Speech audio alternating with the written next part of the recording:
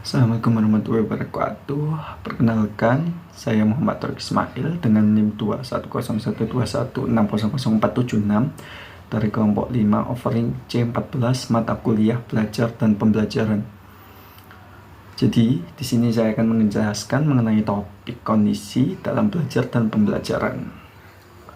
Oke, yang pertama, saya akan menjelaskan mengenai kondisi belajar menurut Gagne. Gagne dalam bukunya Condition of Learning 1977 menyatakan the occurrence of learnings inferred from a difference in human being performance before and after being placed in a learning situation.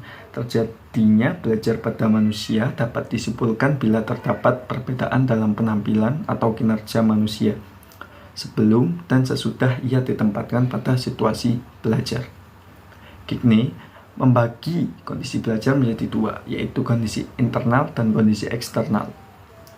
Kondisi internal atau internal condition merupakan kondisi di mana kemampuan yang sudah ada pada individu masing-masing sebelum ia mempelajarinya dan dapat mempengaruhi hasil belajar. Sedangkan kondisi eksternal atau external condition adalah situasi perangsang di luar dari si pelajar. Kondisi belajar yang diperlukan untuk belajar berbeda-beda pada setiap kasus.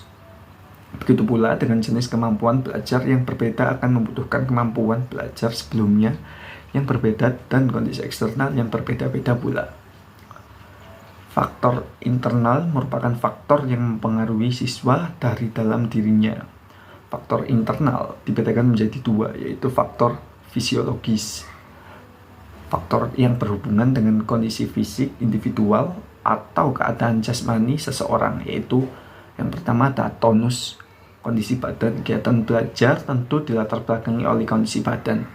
Jika kondisi badan lemah akan memberikan dampak negatif pada pembelajaran mereka. Yang kedua ada fungsi jasmani. Selama dalam proses pembelajaran berlangsung, peran fungsi fisiologis sangat mempengaruhi belajar, terutama panca indera. Yang kedua ada faktor psikologis. Faktor di mana dalam keadaan psikologis seseorang yang dapat mempengaruhi proses belajar. Terdapat beberapa faktor psikologis yang utama, yaitu yang pertama ada kecerdasan intelijen siswa. Kecerdasan ini didefinisikan sebagai kemampuan psikofisik untuk beradaptasi dengan lingkungan dengan cara yang benar. Kecerdasan merupakan faktor yang sangat penting dalam proses pembelajaran siswa dan menentukan kualitas belajar siswa. Yang kedua ada motivasi. Motivasi merupakan salah satu faktor yang mempengaruhi efektivitas kegiatan belajar siswa.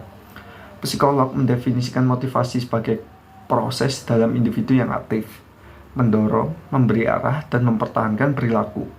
Motivasinya ada dua. Pertama, motivasi intrinsik, yaitu faktor yang muncul dalam diri individu dan memberikan dorongan untuk melakukan sesuatu. Kedua, ada motivasi ekstrinsik, adalah faktor yang datang dari luar individu tetapi mempengaruhi kemauan untuk belajar. Dan selanjutnya ada minat. Minat sendiri, kecenderungan dan kegembiraan yang tinggi untuk keinginan besar untuk sesuatu. Selanjutnya ada sikap. Sikap adalah gejala internal dalam bentuk kecenderungan untuk bereaksi relatif tegas terhadap objek, orang, peristiwa, dan lain-lain, baik secara positif maupun negatif. Oke, yang terakhir ada bakat. Bakat adalah kemampuan seseorang untuk menjadi salah satu komponen penting dalam proses belajar seseorang. Untuk faktor eksternal sendiri merupakan faktor yang mempengaruhi siswa dari luar dirinya. Faktor eksternal dibagi menjadi dua, yaitu faktor sosial seperti lingkungan keluarga, sekolah, atau masyarakat. Yang kedua ada faktor non-sosial seperti sarana dan prasarana sekolah, materi dan media pembelajarannya, lingkungan alaminya, waktu belajar. Beberapa kondisi belajar untuk berbagai jenis belajar antara lain yang pertama ada informal verbal atau verbal information. Siswa membentuk pengetahuan yang terorganisasi, strategi memproses informasi baru, tujuan pembelajaran yang jelas, dan materi disajikan secara bermakna. Selanjutnya ada keterampilan intelektual skill. Kondisi belajar yang harus diperhatikan: pengambilan kembali keterampilan bawahan, pemberian umpan balik atau review, pendemonstrasian penerapan oleh siswa. Yang ketiga ada sikap atau attitude. Kondisi belajar yang harus diperhatikan yaitu pembentukan dan penguatan tindakan pribadi. Selanjutnya ada strategi cognitive strategy or problem solving.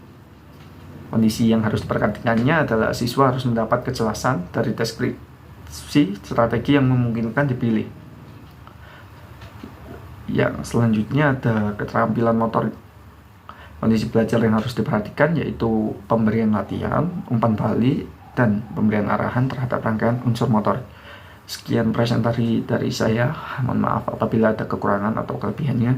Wassalamualaikum warahmatullahi wabarakatuh.